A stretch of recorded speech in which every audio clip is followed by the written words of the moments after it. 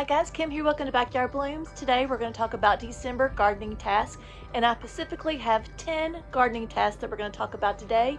And task number 1 is trim and prune.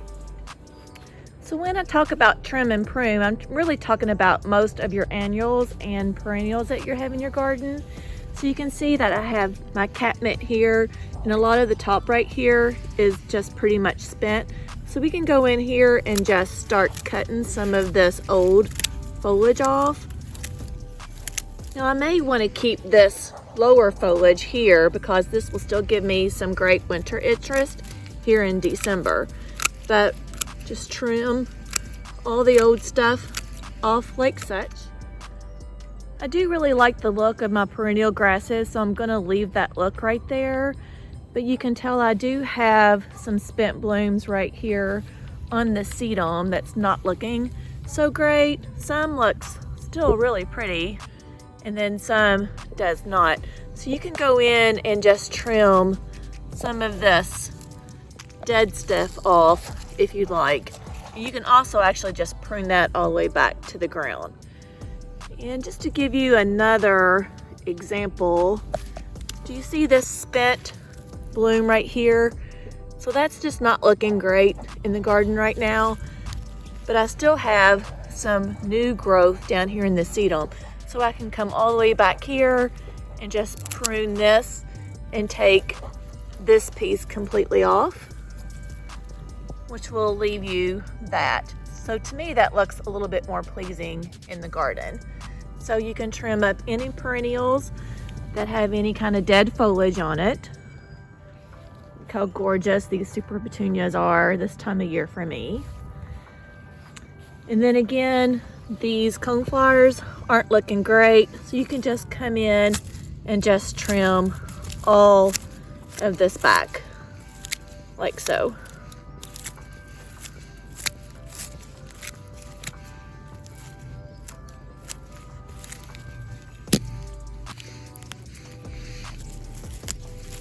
I like to remove any of the old foliage and dispose of it as I go so I don't have a mess in my garden. So this is a big example of trim and prune. I've just not been able to get to this task yet. These are my cut flower garden, and I have lots of different flowers in here, but mostly zinnias. So I can actually come in here and start to deadhead some of these zinnias and let them dry out. So this one up here, for example, we can take and just cut and deadhead that and save the seeds for later after they dry. So actually I can pull all of this out, which I really need to in a very bad way.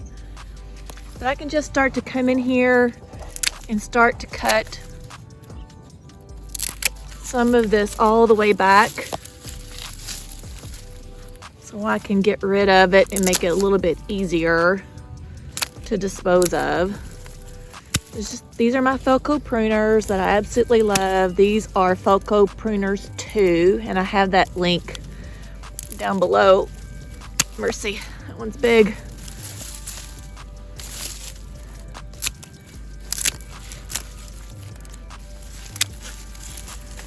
And you can see I can just start pulling a lot of this stuff away like so I can start to get rid of it. And then when I get some of this old foliage off, I can get in here and start pulling this up and start preparing these for next year. I don't know how easy this is. So actually this was pretty easy to pull. See how I just pulled all of that up? So that's another garden task that I can prepare myself and save my time for spring time as well, is to just come in here and pull all of this up. It actually just rained, so coming up pretty easy, thank goodness. So that goes along with my garden task number 1. Okay, garden task number 2 for December is feed your birds. They're hungry too. in the wintertime. So this is my station for my gardening bird feeder here.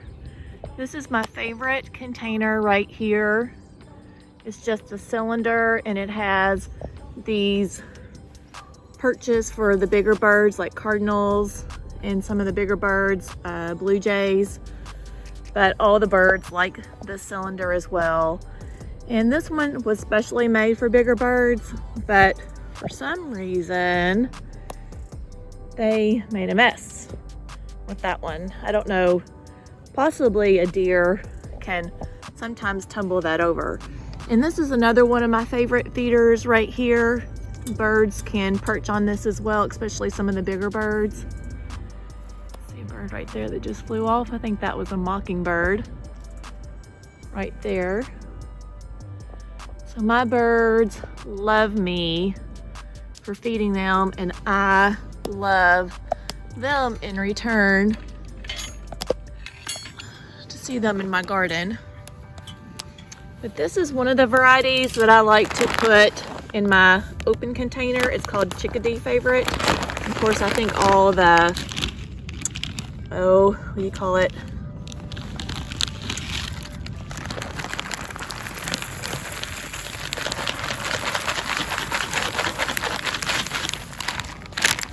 My woodpeckers really love these peanuts as well. Another brand of bird food that I just absolutely love is Just the Meat right here, birdseed. All the birds really love this particular brand as well. Garden task number 3 that I have here in my garden is to protect your plants. So I am in zone 8, so there's not a whole lot of protecting my plants from the cold, but one of them that I am trying to keep into the garden is my dahlias. So my dahlias, I am going to mulch up and give it a little bit of more protection from the cold winter so that these dahlia tubers can survive. So add some extra mulch or some extra straw to your fragile plants. So here I have one of the dahlias. You can see some of the spent blooms here and a little bit of new growth right there. But one way that, you could already see that I've already piled some of the mulch on there already when I trim these back, is just pull a bunch of the mulch up over top of this plant, like so. And that will give it some extra protection for the winter time for these dahlias. And you can see that I have another one right here as well, but I don't really have a lot of anything on it. So you can tell like they kind of like the woody part starts to break off, and then you still have the dahlia tubers underneath. But we're just going to pull some of this mulch up over top of this dahlia to give it some protection. If you don't have enough in your garden, you can also purchase another bag or two just for this task. Another thing that goes along with task number 3 is just make sure you have enough mulch in your garden. This is a good time to go ahead and have some mulch. Like you see that I have a good amount of layer of mulch in my garden, or straw if you prefer. This is a good time of year to do that. So task number 4 for December is to compost. So I know that I love my Land NC, and most of you know that I love Land NC, but you can also use any kind of compost. I know Black Cow from some of the big box stores is a great compost as well. But you can top dress your plants with compost, or just get some nutrients into your raised beds before you start planting in the spring, or just into your regular garden, because we don't want to like give it some heavy fertilizer. We don't want to encourage flowers to like start putting on growth right now because this is their rest time. But however, compost is like a real small, slow release fertilizer and puts the nutrients back into the ground for the springtime. So right now is a great time to put compost down. And you can see my roses back here, and I'm gonna turn the camera around, but I've already put some great Land and Sea compost around all of the base of my roses. So here is the base of the roses right here, and I'm not gonna get too close because they still have a good amount of thorns on there. But this right here is the land and sea compost that I already had got from Jenny at Creekside. I was able to get several bags from her on sale, yay. So anyways, like this compost is a great way to just like get them around the base of these plants right here. These roses especially love it.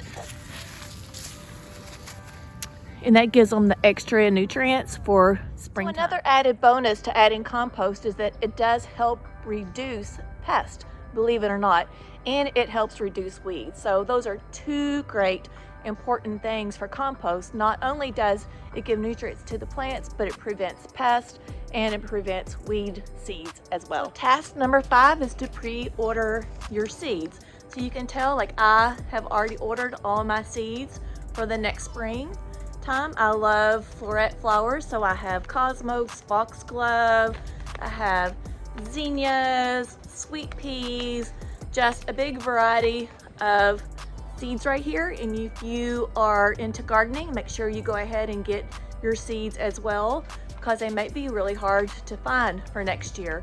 But seeds are a great commodity right now.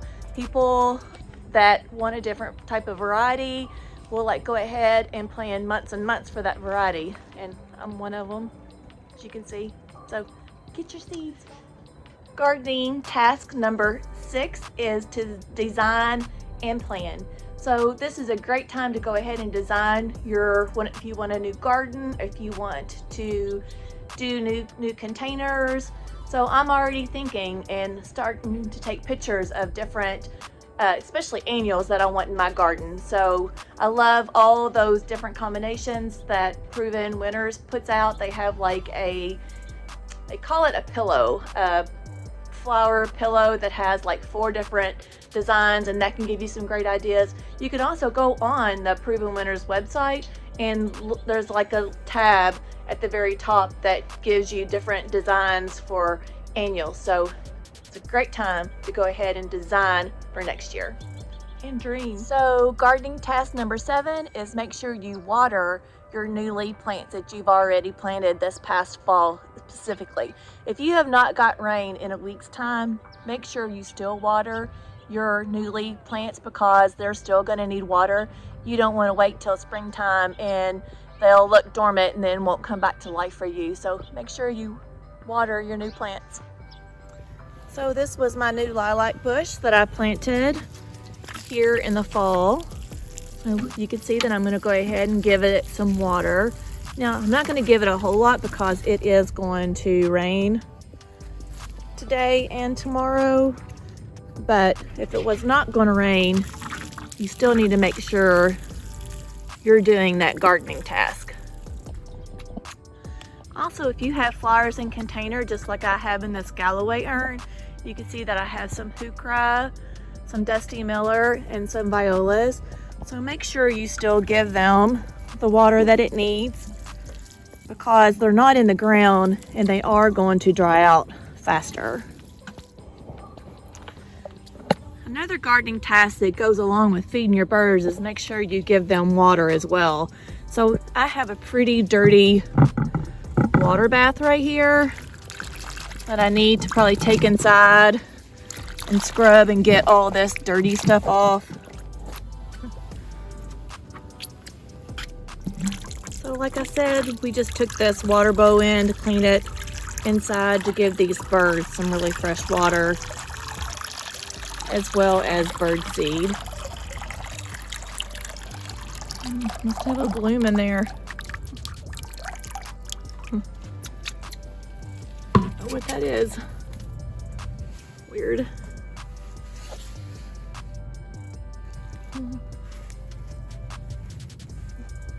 Is that a sign that someone's with me? So task number 8 is to pull up your annuals, and we kind of already talked about this when I was talking about trim, but I do have some zinnias back here that are considered annuals. Annuals mean that they only last once a year, so I need to pull these up. I don't know if you can hear the rain, but it's starting to rain on me. So this is an annual that just pulls right up. out of the ground there. So gardening task number 9 is to rake your leaves up off your grass. You're not supposed to leave leaves on your grass, especially if we have the cool weather grass, because it can cause things to rot and disease. So you want to rake up all your leaves off the grass, and if you want to mulch them into small little pieces, as long as there's not diseased or anything, and throw them into your garden, and you can do that as well. And gardening task number 10 is to make sure you pull up all your winter weeds that you have. This is called poa grass, something like that. It is a cool winter grass, so this is not something that I want here in the garden. So this right here especially, for some reason, it's just really heavy right here, and I've tried to treat it, but other than just pulling these up, and they do pull up really easy. But that's another thing that you want to do for gardening task number 10 is to pull up all your weeds. I hope you enjoyed all these gardening tips for December. Another bonus tip that you would like, if you want to do, is if it bothers you to buy a Christmas tree, you can buy a Christmas tree that you can replant into your own garden later, especially if you have enough space. So that would be fun to have all those Christmas trees planted from year after year. I hope you enjoyed this video. I hope this was helpful, and I'm sure I'll be back for January tips as well.